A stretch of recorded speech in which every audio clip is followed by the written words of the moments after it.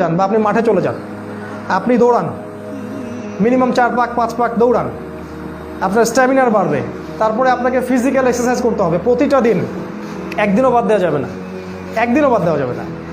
আপনাকে প্রতিটা দিন ব্যায়াম করতে হবে। যদি জিম করতে পারেন খুব ভালো হয়, যদি না করতে পারেন বাসায় পুরো ফুল বডি ওয়ার্কআউট করতে হবে। ফুল বডি ওয়ার্কআউট করবেন, আপনার ফিজিক্যাল আপনার গ্রোথটা ভালো হবে, আপনি সুস্থ থাকবেন। এই ব্যায়ামের সাথে কোরআন মেমোরাইজ করার সম্পর্ক আছে। আপনি যত ব্যায়াম করবেন তত সুন্দর আপনার মেমোরিটা ভালো থাকবে, মেমোরি শার্প থাকবে। প্র্যাকটিক্যাল কথা বলছি এখন। এবং কোরআন হিফজ করতে হবে মিনিমাম 1 পারা, মিনিমাম 1 পারা। হাদিস হিফজ করতে হবে।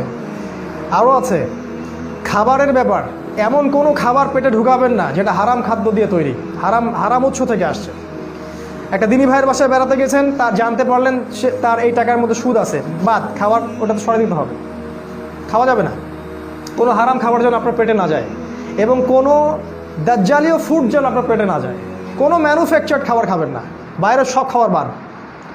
যে খাবারগুলো সুন্নাহ প্রফেটিক ও খাবারগুলো খেতে হবে আপনাকে। ফিজিক্যালি আপনাকে স্ট্রং হতে হবে। এবং প্রত্যেকটা ছেলেকেই ব্যক্তিগতভাবে, আমরা এখন তো অ্যাসোসিয়েশন ওয়াইজ এটা করতে পারিনি, কারণ করলেই আমাদেরকে ধরে নিয়ে চলে যাবে।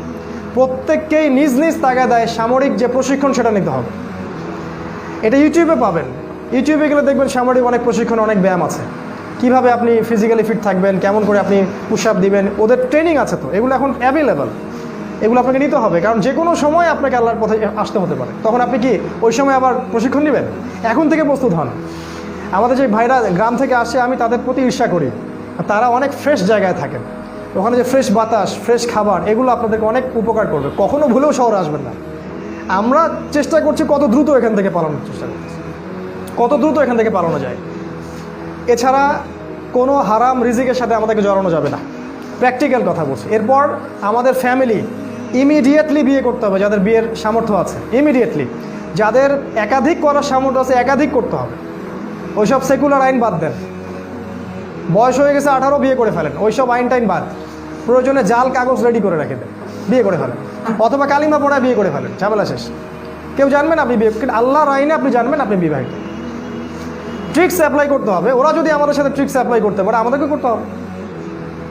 ফালতু জিনিস। আমার বোনের বয়স 17 বছর হলে বিয়ে করতে পারবে না, অথচ একটা 17 বছরের মেয়ে, সে জন্মদানে সক্ষম, সন্তান জন্মদানে সক্ষম। আল্লাহ পাক বলেছেন কোরআনে, হায়েজ হলেই মেয়ের বিয়ে করতে পারবে।